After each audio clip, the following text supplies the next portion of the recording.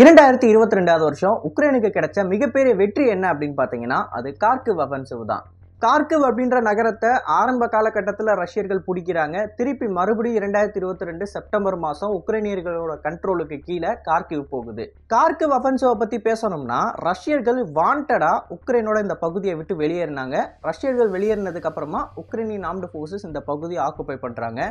இதுதான் நடந்தது. மித்தபடி அவங்க சண்டை போட்டெல்லாம் இந்த பகுதியை பிடிக்கல. இது கூடவே இந்த குறிப்பிட்ட கார்கிவ் அப்படின்றது உக்ரைனுக்கு ரொம்ப ரொம்ப முக்கியமான ஒரு பகுதியாக அதுக்கப்புறத்துல இருந்து இப்போ வரைக்கும் இருந்துக்கிட்டு இருக்கு. ஸோ இன்னைக்கான காணொலியில் கார்கிவ் ஏன் உக்ரைனுக்கு முக்கியம் அண்ட் கார்கிவை பிடிக்கிறதுக்கு ரஷ்யர்கள் ஒருவேளை அவங்களோட சோல்ஜர்ஸை அனுப்புனாங்க அப்படின்னா அது உக்ரைனுக்கு எந்த அளவுக்கு மிகப்பெரிய பாதிப்பாக இருக்கும் அப்படின்றது தான் தெளிவாக இந்த வீடியோவில் பார்க்க போகிறோம். நான் உங்கள் ஆகாஷ், தமிழ் பொக்கிஷம் வணக்கம் டிபி டிஃபென்ஸ். முதல் விஷயம், கார்கிவ் அப்படின்னு சொல்லக்கூடிய இந்த குறிப்பிட்ட லொக்கேஷனை நீங்கள் மேப்பில் எடுத்து பார்த்தீங்க அப்படின்னா ரஷ்யாவோட பெல்கிரேட் ரீஜியனுக்கும் இதுக்கும் நடுவில் தான் பார்டர் போய்கிட்டு இருக்கு. ஸோ இப்போ கரண்ட்டாக பெல்கிரேட் பகுதியில் நடந்துக்கிட்டு இருக்கிற ஏவுகணை தாக்குதலாக இருக்கலாம், இல்லை பார்டரை தாண்டி உள்ள ஊடுருவி போய் நடந்துக்கிட்டு இருக்கிற தாக்குதலாக இருக்கலாம். இது எல்லாத்துக்கும் அடிப்படையில் இருக்கக்கூடிய லான்ச் பேட் எதுன்னு கேட்டிங்கன்னா அது கார்கிவ் தான். ஸோ ஸ்ட்ராட்டஜிக்கலி இந்த கார்கிவ் அப்படின்னு சொல்லக்கூடிய பகுதி ரஷ்யர்களோட அந்த சிட்டிசன்ஸுக்கு எதிராக தாக்குதல் நடத்துறதுக்கும் ரஷ்யாவை டீமாரலைஸ் பண்ணுறதுக்கும் ரொம்ப ரொம்ப முக்கியமான ஒரு இடம். அது மட்டும் கிடையாது, கார்கிவ் அப்படின்னு சொல்லக்கூடிய பகுதி தான் ரஷ்யாவுக்கும் உக்ரைனுக்கும் நடுவில் அந்த பார்டரை இப்போதைக்கு ஓப்பன் பண்ணிகிட்டு இருக்கு. மித்த எல்லா இடத்துலையும் பார்த்தீங்க அப்படின்னா ரஷ்யர்கள் உள்ளே ஆக்குப்பை பண்ணி வந்துட்டாங்க. அந்த இடத்துல அவங்களால ஊடுருவலை நடத்த முடியாது. இந்த ஒரு பகுதியை வச்சு மட்டும்தான் ரஷ்யன் பார்டருக்குள்ளே அவங்களால நுழைய முடியும். ஸோ இதை தாண்டி இன்னொரு முக்கியமான விஷயம் என்ன அப்படின்னு பார்த்தீங்கன்னா சமீபத்தில் நடந்துக்கிட்டு இருக்கிற ட்ரோன் அட்டாக்கு இது எல்லாத்தையும் நீங்கள் எடுத்து பார்த்தீங்க அப்படின்னா இதோட மைய கருத்தே ரஷ்யாவில் இருக்கக்கூடிய மக்களோட அந்த மொராலை குறைக்கணும் அப்படின்றது தான். கூடுதலாக ரஷ்யாவோட ஆயில் ரீஃபைனரிஸை டார்கெட் பண்ணுறதன் மூலமாக ரஷ்யா சண்டை போட்டுக்கிட்டு இருக்கிற இந்த பகுதிகளுக்கு ஃபியூயல் போய் சேர்றதை அவங்களால தடுக்க முடியும். நான் ஏற்கனவே இதை பற்றி பேசியிருப்பேன். உக்ரைன் ஏசிமெட்ரிக்கல் வார்ஃபேரை நோக்கி போய்கிட்டு இருக்காங்க. அவங்களோட மெயின் டார்கெட்டே ரஷ்யாவை டிஃபெண்ட் பண்ணி அஃபெண்ட் பண்ணுறதை விட ரஷ்யன் டெரிட்டரிக்கு உள்ளே இருக்கக்கூடிய சில மிலிட்டரி இன்ஃப்ராஸ்ட்ரக்சரை டார்கெட் பண்ணுறது தான் அப்படின்னு நம்ம தெளிவாக பேசியிருப்போம். ஸோ மிலிட்டரி இன்ஃப்ராஸ்ட்ரக்சரை டார்கெட் பண்ணுறதை தாண்டி அங்கே இருக்கிற மக்களோட மனநிலையவும் குழப்பணும், மக்களை புட்டினுக்கு எதிராக திருப்பணும் அப்படின்னா ரஷ்யன் டெரிட்டரிக்கு உள்ளே இருக்கக்கூடிய சிட்டிஸில் அவங்க தாக்குதலை நடத்தணும். ஸோ இந்த சிட்டிஸில் இருக்கக்கூடிய தாக்குதலை நடத்துறதுக்காண்டி அவங்க சூஸ் பண்ண ஒரு இடம் தான் பெல்கிரேடு. அந்த பெல்கிரேடை அடிக்கணும் அப்படின்னா அவங்களுக்கு கார்கிவ் தேவை. இந்த அளவுக்கு ரொம்ப முக்கியமான ஒரு லொக்கேஷனாக இருந்துக்கிட்டு இருக்கு. ஸோ இதை தான் இப்போ ரஷ்யர்கள் டார்கெட் பண்ணியிருக்காங்க.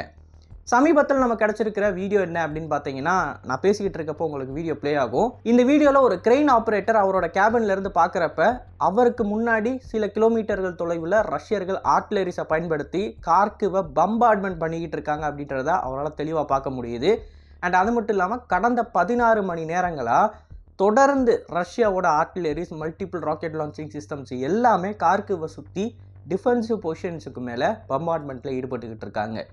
ஸோ இது எல்லாமே எதை டினோட் பண்ணுது அப்படின்னா ரஷ்யர்கள் கார்கிவ் பகுதி மேலே ஒரு அஃபென்சிவை நடத்த போகிறாங்க அப்படின்றது தான் டினோட் பண்ணுது. அதே சமயம் இந்த அஃபென்சிவ் ரியலாக இருக்குமா இல்லை ஃபேக்காக இருக்குமா அப்படின்னு நிறைய பேருக்கு குழப்பங்கள் இருக்குது. ஏன் இது ஃபேக்காக இருக்க வாய்ப்பு இருக்குது அப்படின்னு கேட்டிங்கன்னா நம்மள நிறைய பேருக்கு தெரியும் இப்போதைக்கு உக்ரைனோட நிலைமை அப்படின்றது ரொம்ப ரொம்ப மோசமாக இருக்குது. நீங்கள் ஜப்ரோசியா ரீஜியன் எடுத்தாலும் சரி, பாக்முட் பகுதி எடுத்தாலும் சரி, அவ்டிவ்கா பகுதி எடுத்தாலும் சரி, எல்லா பக்கமும் உக்ரைனியர்கள் ரிட்ரீட் பண்ணிக்கிட்டு இருக்காங்க. இந்த சூழ்நிலையில் ரஷ்யர்கள் மட்டும் கார்கிவ் பகுதியில் தாக்குதலை நடத்துகிற மாதிரி ஒரு பிம்பத்தை ஏற்படுத்துகிறாங்க அப்படின்னா அவங்க தாக்குதலை நடத்தணும் கூட அவசியம் இல்லை. ஜஸ்ட் ஒரு அஃபென்சிவ் வரப்போகுது அப்படின்னு ஒரு பிம்பத்தை ஏற்படுத்தினாலே உக்ரைனியர்கள் இங்கே இருக்கக்கூடிய யூனிட்ஸை அங்கே கொண்டு போகிற மாதிரி இருக்கும், அதாவது டிரான்ஸ்ஃபர் பண்ணுற மாதிரி இருக்கும். அப்படி டிரான்ஸ்ஃபர் பண்ணுறப்ப இங்கே ஏற்கனவே சண்டை போட்டுக்கிட்டு இருக்க ரஷ்யர்களுக்கு ரொம்ப ஈஸியாக இருக்கும் முன்னேறதுக்கு. ஸோ இந்த காரணத்தை மையமாக வச்சு தான் எல்லாரும் என்ன சொல்லிக்கிட்டு இருக்காங்க, கார்கிவ் அஃபென்சிவ் அப்படின்றது ஒரு திசை திருப்பு முறை தான், ரஷ்யர்கள் உண்மையிலேயே இந்த அஃபென்சிவை பிளான் பண்ணி இருக்கிறதுக்கு வாய்ப்பு கம்மி அப்படின்னு சொல்லிக்கிட்டு இருக்காங்க. இன்னொரு பக்கம் நிறைய பேர் கார்கிவ் அஃபென்சிவ் ரியலாக இருக்கிறதுக்குன்னு சொல்லி கொடுக்கக்கூடிய காரணங்கள் என்னென்னு பார்த்தீங்கன்னா முதல் விஷயம் மொரால் தான்.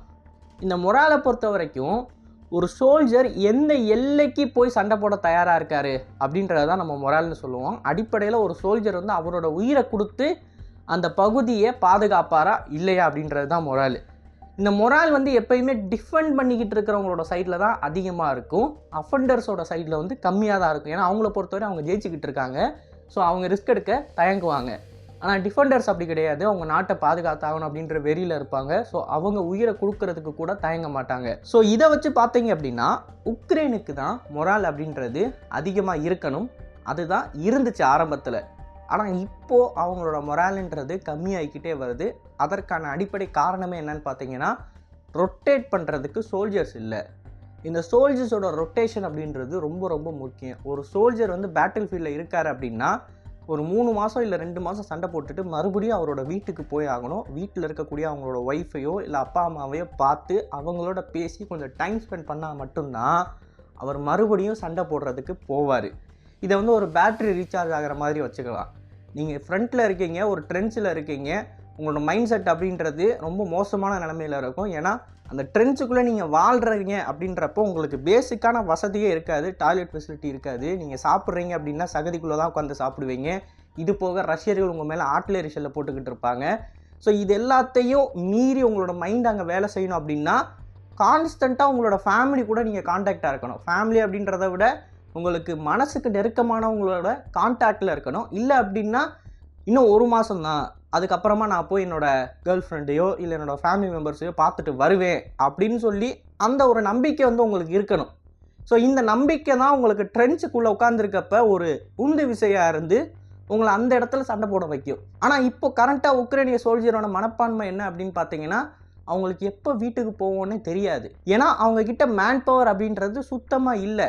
நீங்கள் 47th மெக்கனைஸ்டு பிரிகேட் எடுத்துக்கிட்டீங்க அப்படின்னாலே அவங்களே ஒரு வழியாக ரொட்டேட் பண்ணுறதுக்குன்னு சொல்லி ஒரு தேதியை கொடுத்துட்டாங்க. இன்றைக்கி நீங்கள் அவங்களோட ட்ரென்ச் எல்லாத்தையுமே வெக்கேட் பண்ணிவிட்டு கண்ட்ரிக்கு போயிடலாம், அதாவது அவங்களோட வீடுகளுக்கு போயிடலாம் அப்படின்னு சொல்லி அவங்களுக்கு லீவு கொடுத்தாச்சு. கொடுத்து அவங்க ட்ரென்ச் எல்லாத்தையும் வெக்கேட் பண்ணி போய்கிட்டு இருக்கிற வழியில் அவங்கள மறுபடியும் டிஸ்ட்ராக்ட் பண்ணி ஒரு சைடு அஃபென்சிவ்க்கு அனுப்பிட்டாங்க. ஏன்னா அங்கே ஆட்கள் இல்லை, ரஷ்யர்கள் முன்னேறிக்கிட்டு இருக்காங்க அப்படின்னு சொல்லி.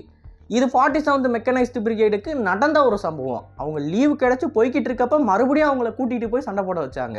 ஸோ இதுதான் அங்கே இருக்கக்கூடிய சோல்ஜர்ஸோட நிலைமை. அவங்க ஏற்கனவே இத்தனை ரஷ்யன் அசால்ட்டை தாங்கிக்கிட்டு இருக்காங்க. இது போக அவங்க எப்போ வீட்டுக்கு போவான்னு தெரியாது. எல்லா பக்கத்துலேயும் உக்ரைனிகள் ரிட்ரீட் பண்ணிக்கிட்டு இருக்காங்க அப்படின்ற மெசேஜஸையும் அவங்க கண்டிப்பாக தெரிஞ்சுக்குவாங்க. அதுக்கான நிறைய மீடியா அவுட்லெட்ஸ்லாம் இருக்குது டெலகிராமில். ஸோ இப்படி எல்லா பக்கமும் அவங்க நியூஸ் எல்லாத்தையும் பார்த்துக்கிட்டு இருக்கிறப்ப அவங்களுக்கு தோன்றது என்னென்னா, நான் எதுக்கு சாகணும், நான் அட்லீஸ்ட் என்னோடய ஃபேமிலி மெம்பர்ஸ் கூட டைம் ஸ்பெண்ட் பண்ணுறேன், என்னாலலாம் இங்கே சண்டை போட முடியாது அப்படின்ற மென்டாலிட்டிக்கு அவங்க போயிடுவாங்க. ஸோ இந்த இடத்துல என்ன தான் டிஃபெண்டராக இருந்தாலும் உக்ரைனுக்கு அந்த மொரால் அப்படின்றது குறைஞ்சிக்கிட்டே வருது. ஆனால் ரஷ்யர்கள் பக்கம் நீங்கள் பார்த்தீங்க அப்படின்னா ரஷ்யர்களுக்கு வந்து காசு அதிகமாக கிடைக்கிது. அதாவது ரஷ்யாவில் இருக்கக்கூடிய மக்கள் இப்போ அதிகமாக சம்பாதிக்கணும் அப்படின்னு நினச்சாங்கன்னா அவங்க மிலிட்டரி சைடு போயிடுறாங்க, சண்டை போடுறதுக்கு போயிடுறாங்க. ஸோ அந்தளவுக்கு ரஷ்யன் சோல்ஜர்ஸுக்கான அந்த சேலரி அப்படின்றது அதிகமாக இருக்குது. ரஷ்யர்களுக்கு ப்ராப்பரான லீவு கிடைக்கிது. ஸோ இதெல்லாத்தையும் நீங்கள் பார்த்தீங்க அப்படின்னா அந்த சைடு இருக்கிறவங்களுக்கு மொரால் அதிகமாக இருக்குது. ஸோ இந்த ஒரு ஈக்குவேஷன் தான் கரண்ட்டாக நடந்துக்கிட்டு இருக்கிற ஒரு விஷயம். இப்போது இது எல்லாத்தையும் கருத்தில் வச்சு நீங்கள் பார்த்தீங்க அப்படின்னா கார்கிவில் ஒரு ஃப்ரண்ட்டை மட்டும் ரஷ்யர்கள் ஓப்பன் பண்ணிட்டாங்கன்னு வச்சுக்கலாம். வெறும் 50,000 வீரர்களை வச்சு ஒரு ஃப்ரண்ட் ஓப்பன் பண்ணுறாங்கன்னு வச்சுக்கலாம். ஸோ இந்த 50,000 வீரர்களை சமாளிக்கிறதுக்கு உக்ரைன் ஏற்கனவே அவ்டீவ்காலேயோ இல்லை ஜப்ரோசியா ரீஜன்லேயோ சண்டை போட்டுட்டு வீட்டுக்கு போகணும்னு நினச்சிக்கிட்டு இருக்கிற சோல்ஜரை தான் அனுப்ப முடியும். ஏன்னா இங்கே அடிப்படையில் உக்ரைன்னு சொல்லக்கூடிய நாடு அவங்கக்கிட்ட இருக்கிற ஃபுல் சோல்ஜர்ஸை வச்சு சண்டை போட்டுக்கிட்டு இருக்கு. ஆனால் ரஷ்யா அவங்கக்கிட்ட இருக்கிற முழு சோல்ஜர்ஸை வச்செல்லாம் சண்டை போடலை, அதுலேருந்து ஒரு பார்ட்டை மட்டும்தான் பயன்படுத்திக்கிட்டு இருக்காங்க. ஸோ ரஷ்யர்களால் அவங்களோட சோல்ஜர்ஸை ஈஸியாக ரொட்டேட் பண்ண முடியும், உக்ரைனியர்களால் அப்படி பண்ண முடியாது. அதனால தான் இந்த கார்கிவ் அஃபென்சிவ் அப்படின்றது ரியலாக இருக்கிறதுக்கு வாய்ப்பு இருக்கும் அப்படின்னு நிறைய பேர் சொல்லிக்கிட்டு இருக்காங்க.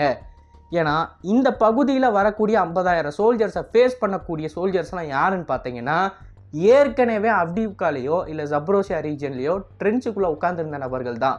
இவங்களோட மொரால் அப்படின்றது ரொம்ப ரொம்ப கம்மியாக இருக்கும். ஃபைட்டிங் ஸ்பிரிட் அப்படின்றது ரொம்ப ரொம்ப கம்மியாக இருக்கும். இந்த நபர்களை அப்படியே நீங்கள் அங்கே ரொட்டேட் பண்ணிங்க அப்படின்னா அவங்க கம்மியாக தான் டிஃபெண்ட் பண்ணுவாங்க. ஸோ இது ரஷ்யர்களுக்கு ஒரு அட்வான்டேஜாக இருக்கும். மேபி இதை அவங்க கருத்தில் வச்சு கூட இந்த குறிப்பிட்ட கார்கிவ் பகுதியில் ஒரு அஃபென்சிவ் அவங்க பிளான் பண்ணியிருக்கலாம் அப்படின்னு சொல்லப்படுது. பட் என்னதான் ரஷ்யர்களுக்கு இது எல்லாமே ரொம்ப சாதகமாக இருந்தாலும் இன்னொரு பக்கம் அவங்க கருத்தில் கொள்ள வேண்டிய விஷயம் என்ன அப்படின்னு பார்த்தீங்கன்னா உக்ரைனுக்கு கிடைச்சிருக்கிற 61 பில்லியன் எய்ட் மணி தான். இந்த எய்ட் மணியை வச்சு டெஃபினட்டாக அவங்களோட ஆயுதங்களை வாங்க முடியும், அவங்கள பெட்டராக தற்காத்து கொள்றதுக்கு தேவையான மிசைல்ஸையும் வாங்க முடியும். ஸோ மேபி இந்த 61 பில்லியன் அப்படின்றது உக்ரைனுக்கு கார்கிவ் பகுதியை ரொம்ப கடுமையாக டிஃபெண்ட் பண்ணுறதுக்கு உதவி செய்யலாம்.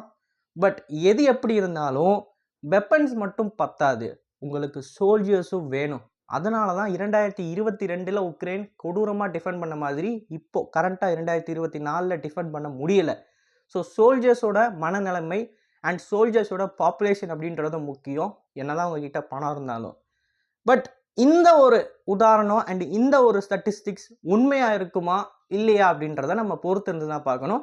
ஆனால் எல்லாரோட கணிப்புமே இதுதான், ஆயுதங்கள் கிடைச்சிருக்கு ஓகே, பட் சோல்ஜர்ஸ் இல்லை, அதனால உக்ரைன் எல்லா பகுதியிலும் ரிட்ரீட் பண்ணுவாங்கன்றது. ஸோ கார்கிவ் அஃபென்சிவை நம்ம ஒரு உதாரணமாக எடுத்து பார்க்கலாம். அடுத்தடுத்து கார்கிவில் என்ன நடக்குதுன்றத தெளிவாக நம்மளோட காணொலிகளில் டெஃபினட்டாக பார்ப்போம். அண்ட் இந்த விஷயங்கள்லாம் உங்களுக்கு தெரியணும் அப்படின்னு நினச்சிங்கன்னா மறக்காமல் சேனலை சப்ஸ்கிரைப் பண்ணிக்கோங்க. இந்த வீடியோ பற்றின உங்களோட கருத்துக்களையும் கமெண்ட்ஸ்லாம் பதிவிடுங்க. நல்லதை இப்போ நல்ல சமுதாயத்தை உருவாக்கும். நன்றி, வணக்கம்.